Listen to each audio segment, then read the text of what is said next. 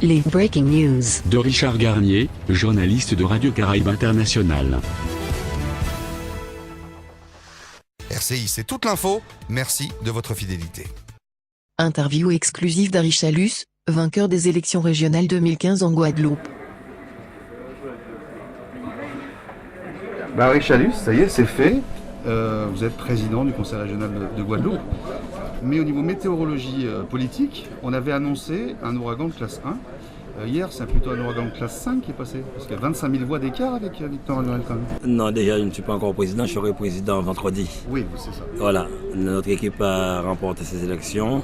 Nous ne parlons pas d'ouragan, nous parlons plutôt de la population qui a vraiment rejeté la politique menée par l'exécutif sortant et qui a accepté de pouvoir changer les choses.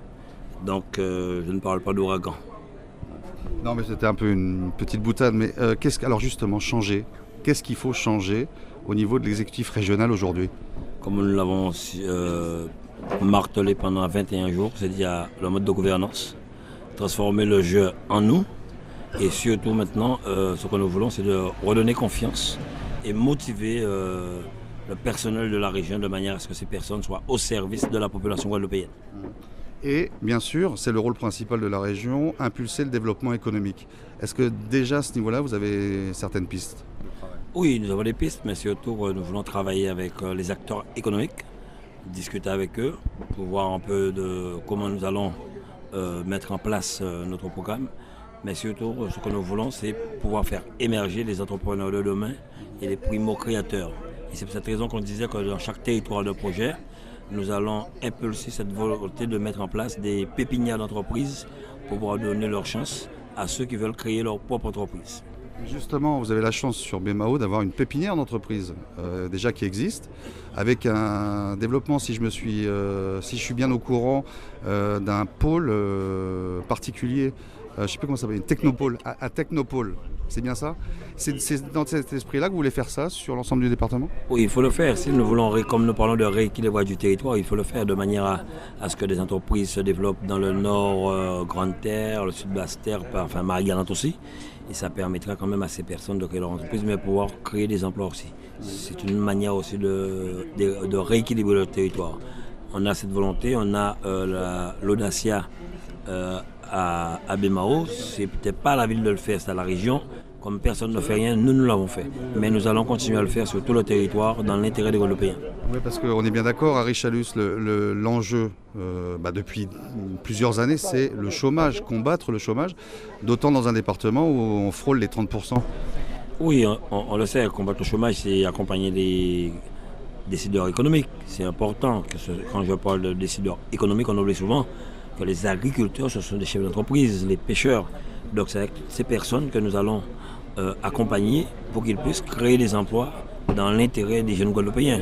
Et c'est en passant comme ça que nous allons pouvoir donner quand même de l'espoir à notre jeunesse. À aucun moment, nous avons parlé que nous allons créer un certain nombre d'emplois. C'est avec ces professionnels que nous verrons.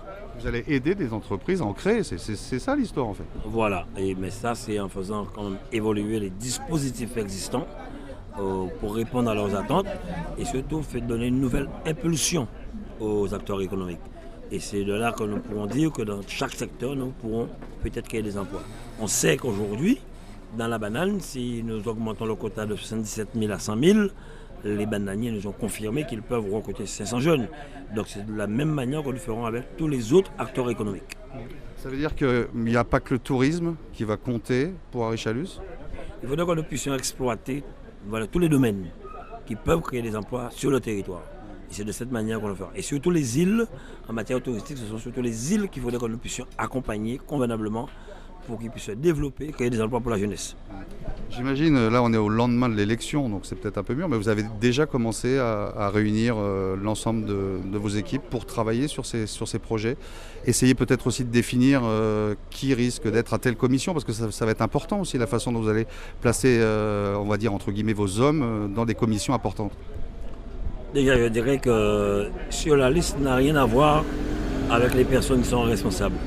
Une liste électorale, les non sur une liste, ça n'a rien à voir. Ça ne veut pas dire que les 12 personnes qui sont là seront des vice-présidents et des présidents de commission. Non, nous avons travaillé depuis le départ. C'est clair que vous allez d'une élection régionale quand même, il faut prévoir. On connaît les commissions qui existent à la région, on a des compétences, chaque personne sera dans une commission en fonction de sa compétence. Je change complètement de sujet, mais c'est un peu d'humour. Hein. Harry Chalus boit de la Capes. Est-ce que ça veut dire qu'il n'aime pas la Matouba? C'est que je viens de finir une bouteille de Matouba. Vous buvez les deux, alors rassurez-nous. Je bois de l'eau, quelle que soit l'eau.